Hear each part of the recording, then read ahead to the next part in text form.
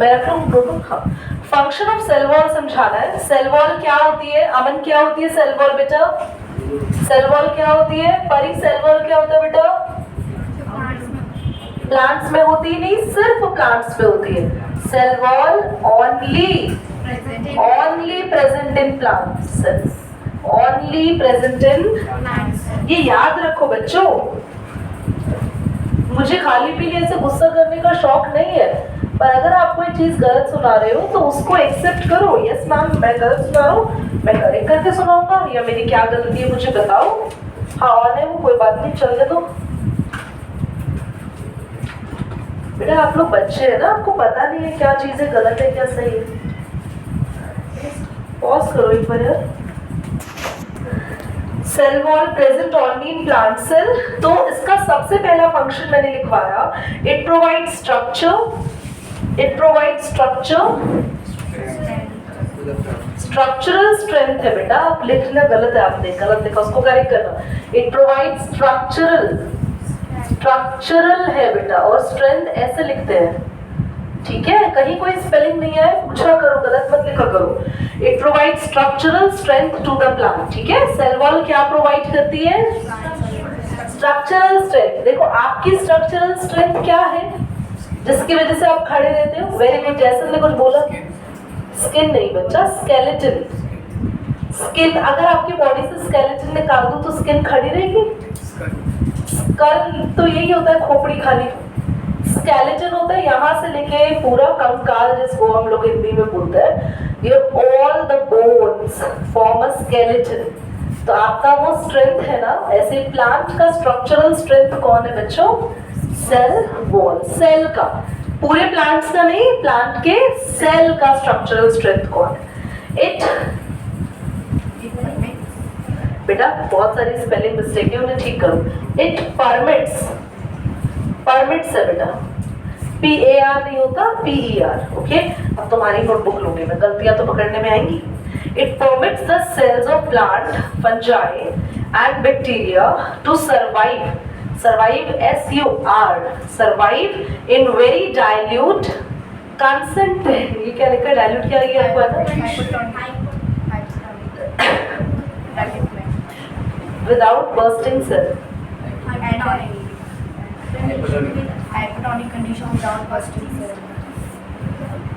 बहुत गलतियां है, मुझे नोशी आपकी नोटबुक लो बेटा, आप करेक्ट करना, ठीक है? कोई बात नहीं, गलती है उसको करेक्ट करो। It permits the cells of plants, fungi and bacteria to survive in very dilute condition. बेटा very dilute condition पता है क्या होती है? Dilute का मतलब क्या होता है बच्चों? जब आसपास बहुत ही ज्यादा पानी हो। तो जब प्लांट्स के आसपास बहुत सारा पानी आ जाए, जैसे आप जैसे कुछ खुराफाती बच्चे होते हैं जो प्लांट्स को उनकी मम्मी बोलती है जाओ पानी देकर आओ, तो रूट्स के बदले ना एक एक पत्ती को पानी देकर आते हैं कि मम्मी तो पता नहीं क्यों मिट्टी में डालती है, मैं पूरा एक एक पौधे की पत्तियों को पानी देकर आ रहा हूँ।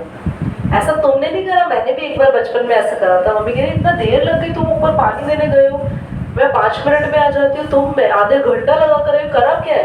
मैंने कहा पूरा एक एक पत्ती को देख रहा है। उन्होंने उस दिन ऐसा लगाया था, उस दिन से समझ में आया था कि पानी सिर्फ रूट्स को दिया जाता है और पौधे अपने आप ले लेते हैं, ठीक है? Now cheer up with smile, okay? तुम्हें बोल रही हूँ मैं, चलो ध्यान से देखो यहाँ पे बेटा, पढ़कर आना। आज जो हो जाएगा, जितना सेल वाला चैप्टर हो जाएगा, आज की क्लास तक जितना होगा सब लर्न कर आएंगे। नेक्स्ट क्लास में ओरली में टेस्ट लूंगी। तो हम क्या पढ़ रहे हैं, अगर आसपास बहुत सारा पानी आ गया, जैसे हम जैसे बच्चे प्लांट के पास आ गए या बहुत तेज बारिश आ गई, तो सारा पानी तो प्लांट के अंदर घुस सकता है और प्लांट के सेल्स मोटे हो जाएंगे, फूल जाएंगे। दीदी कैसे? जैसे आप रात को किशमिश अगर भिगोते हो तो सुबह तक किशमिश फूल जाती है ना। आप सब भीगी हुई किशमिश खाते हैं, सोक्ड रेजन्स, सोक्ड आमंड्स खाते हैं, आमंड्स बादाम इतने छोटे से होते हैं, इतने बड़े हो जाते हैं वो भीगने के बाद मॉर्निंग में। तो ऐसे ही प्लांट के सेल्स में पानी घुस गया तो बड़े हो जाएंगे और फट भी सकते हैं। तो इसीलिए सेल्स के अंदर एक्स्ट्रा पानी आने को कौन रोकता है? प्रोटेक्ट करती है, ठीक है? आगे इट गिव्स डेफिनेट शेप देती है ये, and cell wall protects the cells against pathogens. Pathogens जैसे कोई कीड़ा चल रहा है बाहर, या कोई इंसेक्ट है, कोई आंट है, चींटी, तो वो प्लांट के ऊपर तो चल सकती है पर अंदर नहीं घुस सकती। तो एक तरीके से कह सकते हैं सेल वॉल स्किन है प्लांट की, प्रोटेक्ट करती है प्लांट को। समझ में आ रहा है? ठीक है, अब हम डिफरेंस पढ़ेंगे जो कि मैंने तुम लोगों से पूछा था, और डिफरेंस तो आ भी जाना चाहिए था क्योंकि हम सेल वॉल और सेल मेम्ब्रेन ऑलरेडी पढ़ चुके हैं और डिफरेंस वाले पॉइंट्स काफी आसान है। Cell wall, it is present, it is absent, ये लिख दे, it is present, it is absent. ये प्रेजेंट होती है या एब्सेंट होती है दुनिया में? क्या लिखे cell wall? It is present तो बोलो, बट इन प्लांट्स। और इट इज एब्सेंट नहीं बोलना, it is also present in plants as well as animals, ये दोनों में होती है। उसके बाद लिखवाया था आप लोगों को point, it is the outer most covering, क्योंकि ये प्लांट में होती है तो बाहर आउटर कवरिंग किसकी होगी? प्लांट की। और ये क्या होती है? आउटर कवरिंग किसकी होती है? एनिमल सेल्स की। और ये किसकी आउटर कवरिंग होती है बच्चों? प्लांट्स की। उसके बाद बोला सेल वॉल रिजिड होती है, रिजिड काफी हार्ड होती है, इसलिए प्लांट्स हार्ड है ना। हम लोग तो इतने हार्ड नहीं होते क्योंकि हमारी जो आउटर वॉल है ये काफी फ्लेक्सिबल है बेटा और काफी थिन है। याद रखना सेल वॉल रिजिड है, रिजिड वर्ड का मतलब होता है हार्ड है, और हार्ड है मतलब ऐसे लीफ को कभी ऐसे खींच के देखो, खींचती है, स्किन खींचती है ना आपकी, काने से खींचता है ना, लीफ तो नहीं खींचती ना, लीफ तो टूट जाएगी। क्यों? क्योंकि जो वॉल है वो कैसी नहीं होती, फ्लेक्सिबल नहीं होती, रिजिड होती है। ठीक है, उसके बाद ये मैंने आपको बताया जो भी तुमने भी पूछा था, सेल वॉल कैसी होती है? डेड या फिर नॉन लिविंग, और ये क्या होते हैं? सेल मेम्ब्रेन लिविंग होती है। ठीक है, फिर it is made up of, very important line है बेटा, ये आप लोग जरूर याद करना, पक्का आता है पेपर में। सेल वॉल किससे बनी होती है? सेल्यूलोज, और ये बनी होती है लिपिड्स यानी कि फैट्स एंड प्रोटीन्स। क्या ये याद रहेगा? पक्का। चलो अभी प्लाज्मोलिसिस देखते हैं। प्लाज्मोलिसिस है when a living cell loses water by osmosis and the cell will shrink. कभी आपने देखा है कि सेल श्रिंक हुआ है? कोई भी प्रोसेस घर में देखा हो? और मैं आपको बोलूं रोज देखते हो आप, दिन में 3 बार देखते हो कि सेल छोटा हो गया और उसमें से पानी निकल गया। कोई बच्चा एग्जाम्पल दे सकता है? सब देखते हैं। अभी आजकल तो रोज ही देख रहे हो। मम्मी आपके पसीना, कहाँ से आपके सेल्स छोटे हो गए? ज्यादा पसीने आने से आप छोटे हो जाते हो, एक दिन आप इतने से रह जाओगे, फिर हमारे से ढूंढने की ज्यादा पसीनों से हमारा बच्चा छोटा हो गया। तो चमत्कारी एग्जाम्पल दे दिया आपने, मतलब मैं याद करूंगी सदियों तक जब तक मेरी जिंदगी रहेगी कि पसीने से बंदे छोटे हो जाते हैं। ये रिकॉर्डिंग चल रही है बेटा, जो भी ये वीडियो बाद में देखेंगे वो ऐसे ही बेहोश हो जाते हैं, तय उनका बेहोश होना। कुछ तो तुम लोग मुझे बेहोश कर देते हो ऐसे ऐसी चीजें पूछ के, रोज की रोज एक ना एक आर्ग्यूमेंट करके, है ना जी? परी परी बताएगी, परी कैसी क्या चीज है जो परी को सब कुछ आता होता है बेटा, she is very intelligent girl, बताइए। नहीं बेटा, आप सब क्यूकम्बर खाओ और अपना माइंड तेज करो, ठीक है? अभी भी समझ आया? कितने पागल हो। क्यूकम्बर लो, उस पे नमक डालो और उसका पसीना निकल जाता है। पानी प्लीज, जो कि आप सैलेड खाने के बाद ऐसे पी भी जाते हो। आपकी मम्मी ने टमाटोज और क्यूकम्बर काटा है, उस पे सॉल्ट डाला है, सैलेड खाने के बाद जो नमकीन पानी बचता है वो पी भी जाता है। अच्छा होता है, वो न्यूट्रिशन है उसके अंदर, नो। और आपने नोटिस करा जब मम्मी क्यूकम्बर काटती है ना तो वो बड़े साइज के होते हैं, और अगर स्कूल में आप लेके जाते हो तो स्कूल तक पहुंचते पहुंचते वो क्यूकम्बर का साइज छोटा हो जाता है। नहीं देखा आपने? क्यों, ऐसा क्या हो गया? क्योंकि क्यूकम्बर का पानी बाहर निकल गया। इसी को कहते हैं प्लाज्मोलिसिस, कि सेल्स अपना पानी लूज कर देते हैं। दीदी ऐसा क्यों हुआ? पर सॉल्ट डालने से ऐसा क्यों हुआ? सॉल्ट डालने से क्या होता है? हाँ नहीं, पानी अब्सॉर्ब होता है, रिलीज होता है बाहर। सॉल्ट डालने से क्या होता है? ये सेल है, अगर इसके बाहर सॉल्ट होगा तो बाहर की जो कंडीशन है वो क्या हो जाएगी, कंसंट्रेटेड। ये वर्ड याद रखना, कंसंट्रेटेड का मतलब है बाहर पानी लेस है और अंदर पानी क्या हो जाएगा, ज्यादा। अंदर पानी ज्यादा है। और हमने ऑस्मोसिस पढ़ा है, वाटर हमेशा कहां से कहां मूव करता है, high concentration to low concentration. तो खीरे के अंदर पानी ज्यादा है या बाहर, अंदर। तो अंदर से पानी कहाँ निकल आता है, बाहर। आपके घर में कभी पराठे बनते हैं मूली के, रेडिश पराठे, ये भी पहली बार सुना है आपने। दिव्या और परी तो बेटा हाई नहीं कर रही, क्या मूली के पराठे नहीं बनते हैं शायद, हाँ कभी खाए नहीं है। पॉज करना तो ये कहाँ से कौन से। तो वो जो पराठे बनते हैं तो अपनी मम्मी से पूछना कि मम्मी है ना, जो मूली होती है उसमें सॉल्ट डाल के रख देती है थोड़ा, उसमें से पानी निकल जाता है, तो मम्मी उसको स्क्वीज कर लेती है, तो सारा पानी बाहर, तो उसके पराठे आराम से बन सकते हैं, है ना। तुमने बनाए भी है क्या, मतलब वेरी गुड अमन, वेरी गुड बेटा। You should know these house hold work also, this is very important, otherwise मेरे से याद है तुझे। तो समझ आया आपको प्लाज्मोलिसिस क्या होता है। देखो अब मैं पढ़ के बता रही हूँ। व्हेन अ लिविंग सेल, कोई भी लिविंग सेल ही है ना, क्यूकम्बर प्लांट का पार्ट है ना, प्लांट लिविंग है, क्यूकम्बर लिविंग है। लिविंग सेल लूजेस वाटर, अपना क्या लूज कर देता है, वाटर, बाय समोसे नहीं, by osmosis the cell will shrink. Cell क्या हो जाएगा, श्रिंक हो जाएगा, and the content of cell away from the cell wall. जो सेल वॉल है उससे जो अंदर का जो कंटेंट है, अंदर का जो सामान है सारा, वो थोड़ा थोड़ा ऐसा पिचकने लग जाएगा, तो सारा पानी कहाँ आ जाएगा, बाहर। सेल का साइज कैसा हो जाएगा, छोटा। और इस प्रोसेस को क्या कहेंगे रौनक, प्लाज्मोलिसिस। समझ में आया। अंदर हाई है बेटा पानी, तभी तो बाहर आया, है ना। समझ में आया। चलो न्यूक्लियस के बारे में पढ़ते हैं बेटा। श्रिंक मतलब सिकुड़ना, निचोड़ना, स्क्वीज। श्रिंक सिकुड़ना, और किसी चीज को निचोड़ना, स्क्वीज। न्यूक्लियस क्लास, हमारे सेल का भी और प्लांट के सेल का भी ब्रेन है nucleus. So your body is having a brain. Still Aman is thinking. You are giving answer in very slow manner. Whenever your body is having brain, he is thinking. Should I say yes or no? Because I didn't realize till this age that I was truly having a mind or not. So you have a brain, but it's working or not depending upon your body's condition. How your body is responding and how strong or how sharp it is working.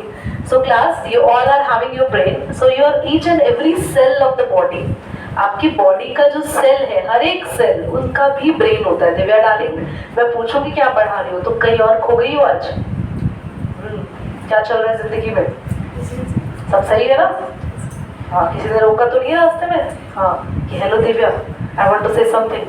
चलिए, तो class basically जैसे आपकी body में आपका brain है ना, ऐसे हर cell का एक ब्रेन होता है। तो हर एक सेल का जो ब्रेन है वो है उसकी nucleus. So nucleus is the brain of the cell. 1 mark का क्वेश्चन आएगा एग्जाम में, which is the brain of the cell, nucleus. आगे पढ़ेंगे, सुनने में ध्यान दो बेटा, तुम कहाँ खोई हुई दिव्या और दिव्या की पढ़ी। Nucleus was discovered by Robert brown in 1831. Nucleus is the largest structure, ये काफी बड़ा स्ट्रक्चर होता है, and usually located in the centre, या तो ज्यादातर सेंटर होता है, बट प्लांट में कहाँ होता है न्यूक्लियस, कॉर्नर में होता है। एंड इट इज प्रोमिनेंट की स्पेलिंग आपने गलत लिखी है, PROMINENT, प्रोमिनेंटली ओवल, और ज्यादातर प्रोमिनेंटली मतलब ज्यादातर न्यूक्लियस का शेप ओवल या स्फेरिकल ही रहता है, न्यूक्लियस का जो शेप है।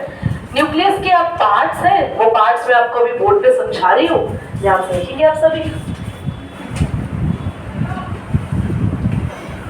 ये जो स्ट्रक्चर आपके सामने दिख रहा है आपको सर्कुलर, यही स्ट्रक्चर हम किसका बनाने वाले हैं, बोलो, न्यूक्लियस का।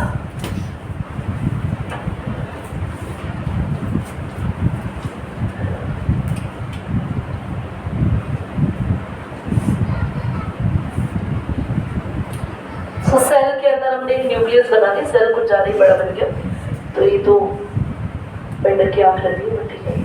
न्यूक्लियस, न्यूक्लियस के जो बाहर मेम्ब्रेन है इसे कहते हैं न्यूक्लियर मेम्ब्रेन। आप खाली न्यूक्लियस बनाना, बाहर का सेल मत बनाना बेटा, वरना कॉपी से बाहर आ जाएगा। न्यूक्लियस के अंदर एक लिक्विड होता है, वेरी गुड, कौन बोला ये, बहुत ही प्यारी आवाज है, न्यूक्लियो प्लाज्म लिक्विड। न्यूक्लियस के अंदर एक ऐसा सर्कुलर स्ट्रक्चर होता है ना, न्यूक्लियोलस, न्यूक्लियोलस, हाँ एक ही होता है बेटा। उसके बाद यहाँ कुछ थ्रेड लाइक स्ट्रक्चर्स है ऐसे, ये होते हैं क्रोमेटिन मटेरियल। समझ में आया आप लोगों को न्यूक्लियस का स्ट्रक्चर? क्रोमेटिन मटेरियल कैसे स्ट्रक्चर होते हैं? Thread like, thread like. Liquid part क्या होता है? न्यूक्लियोप्लाज्म। वेरी गुड, ये न्यूक्लियस है ही, और outer membrane nuclear membrane, and this structure is nucleolus, ठीक है। अब इसके बारे में पढ़ने वाले हैं हम लोग। पॉज करो बेटा, लिखवाना स्टार्ट करते हैं, ध्यान सुनेंगे। न्यूक्लियस का एक छोटा सा चेंज हम यहाँ कर रहे हैं। ये जो मेम्ब्रेन है ना, ये डबल होती है बेटा, और ऐसे ही बनाना जैसे मैं बना रही हूँ। यहाँ ये डिजाइन नहीं है, तुम्हें लग रहा है दीदी डिजाइन बना रही है, ये डिजाइन नहीं है। ये जो बना है ना, देखो बच्चों, ये क्या है, पहले बोर्ड पे देख लो, nuclear pore, nuclear pore. I hope pore word सबको पता है। पोर यानी कि पोर क्या होता है दिव्या?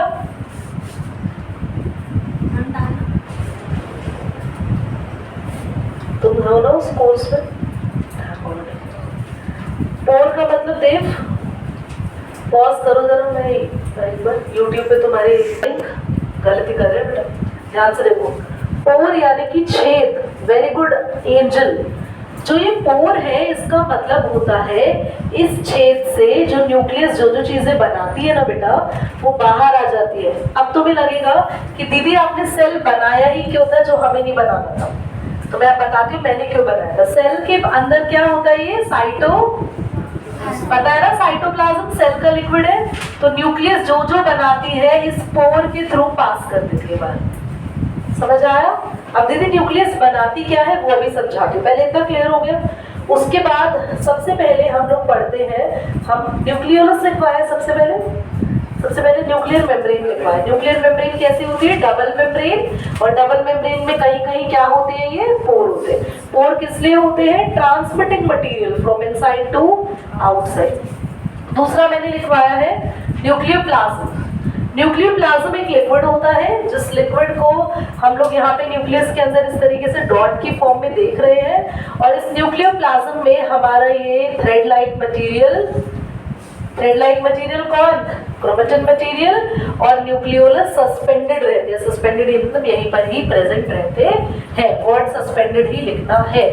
न्यूक्लियोलस पर आते हैं। न्यूक्लियोलस कंटेन करता है आरएनए, आरएनए यानी कि ribonucleic acid, very very important है, 1 मार्क का फंक्शन आएगा। What is the function of RNA?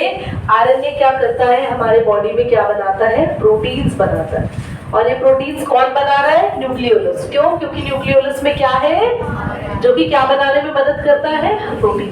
तो न्यूक्लियोलस जो प्रोटीन बनाता है वो न्यूक्लियस से बाहर निकलते कहाँ से?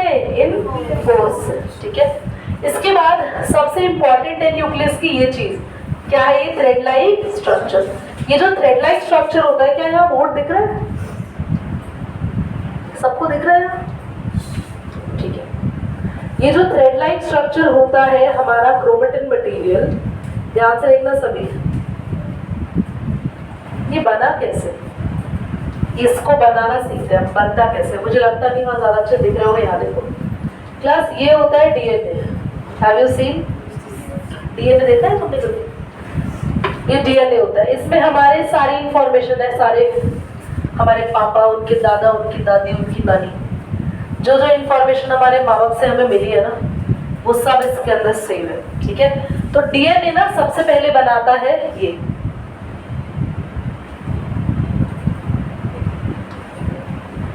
डीएनए, फोल्डेड होके ये बनाता है। ये क्या है? क्रोमोसोम्स। क्या है? क्रोमोसोम्स। और क्रोमोसोम्स आगे जाके थ्रेड लाइक स्ट्रक्चर बना लेते हैं, क्रोमेटिन मटेरियल। दोबारा समझो, एक बार और बताऊंगी, अभी अच्छे से समझ में नहीं आया होगा। ये क्रोमेटिन मटेरियल है, इसको थोड़ा सा आप कंडेंस करो, छोटा कर दो, सिकुड़ दो, इसको कंडेंस कर दो, तो ये बन जाएगा क्रोमोसोम।